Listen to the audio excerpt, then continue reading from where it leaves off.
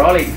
Magandang umaga lungsod ng Lucena at sa mga lusinahin na palagi ang katuwang ng pamahalaang panglungsod sa pagpapatupad ng mga programa para sa ikakaunlad ng lungsod ng Lucena. Ako po si Faye Angela Maranan at ito ang Lucena ngayon.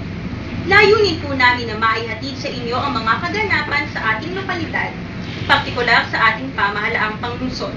Samahan ninyo kami sa loob ng kalahating oras. Bilang pasimula, ilang araw bago malabo. Bilang pagsisimula, ilang araw bago tuluyang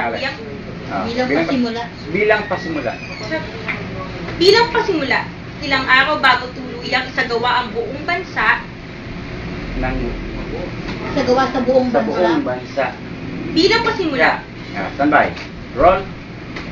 Bilang pasimula, ilang araw bago tuluyang isagawa sa buong bansa ang kauna-unahang automated election, abala na ang iba't ibang ahensya ng pamahalaan upang masigurong walang anumang aberyang mararanasan.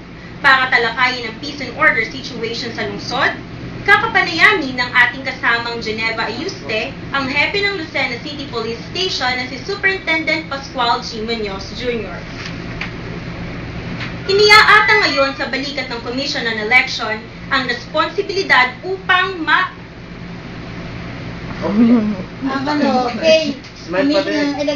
elections with S. Opo. Iniaata ngayon, okay na po ba? Dito lang.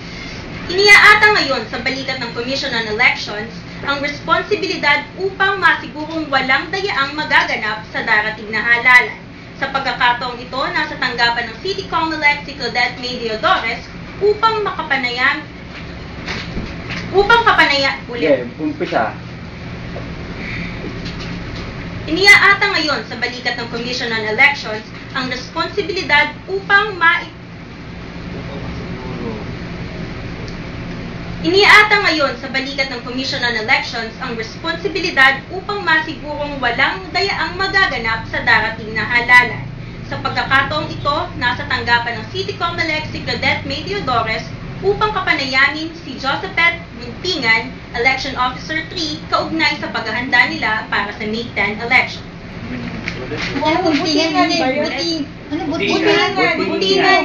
Butingan. Wala bang N? Wala. Butingan. Roll. Iniaata ngayon sa balikat ng Commission on Elections ang responsibilidad upang masigurong walang dayaang magaganap sa darating na halalan.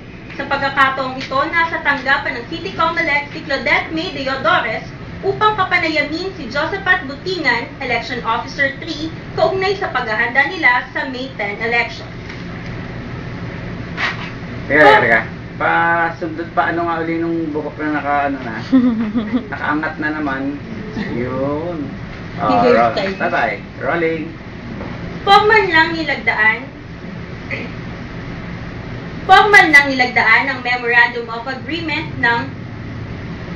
Formal nang nilagdaan ng Memorandum of Agreement sa pagitan ng City Government at ng Veterans Bank.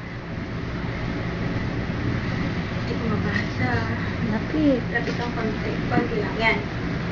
Formal lang nilagdaan ng Memorandum of Agreement sa pagitan ng City Government at ng Veterans Bank kaugnay ng paglalagay ng biometric finger scan at paggamit ng ATM para sa pagsweldo ng mga empleyado. Narito ang ulat ni Geneva Ayuste.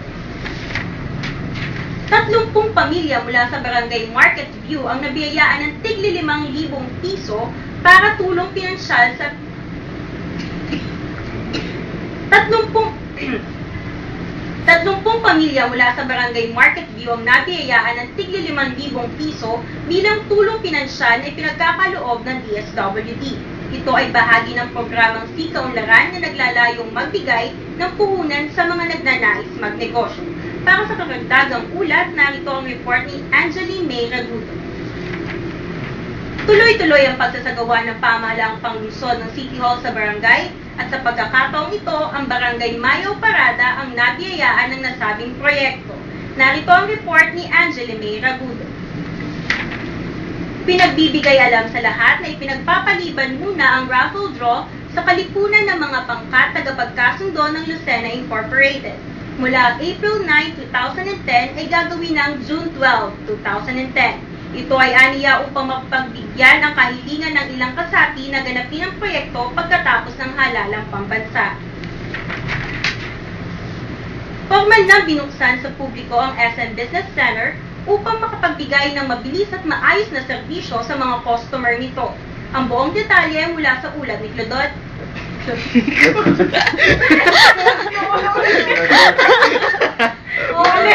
Sorry! Claudot. Ulit. Formal nang binuksan sa publiko ang SM Business Center upang makapagbigay ng mabilis at maayos na serbisyo sa mga customer nito. Ang buong detalye sa ulat ni Claudette May Diodo.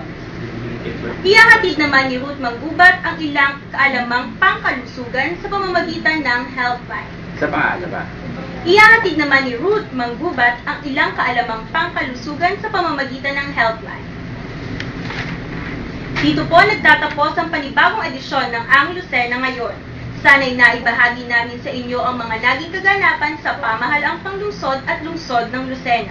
At naipadama namin ang matapat na hangarin ng administrasyon ni Mayor Ramon Y. Talagad Jr. Sana... Huwag kang magsayaw! Tatawa ako. Dito... Ulit. Game na. Game. Dito po nagtatapos ang panibagong edisyon ng Ang Lucena ngayon. Sana'y naibahagi namin sa inyo ang mga kaganapan sa pamahalaang... Ulit. Dito po nagtatapos... Huwag mo maintindihan yung mga nasa paligid mo. Dito po... Dito po nagtatapos ang panibagong edisyon ng Ang Lucena ngayon. Sana'y naibahagi namin sa inyo ang naging kaganapan sa pamahalaang panglungsod at lungsod ng Lucena at naipadama namin ang matapat na hangarin ng administrasyon ni Mayor Ramon Y. Talagad Jr. na makapaglingkod sa inyo. Hanggang sa muli, ako po si Faye Angela Maranan. Magandang araw.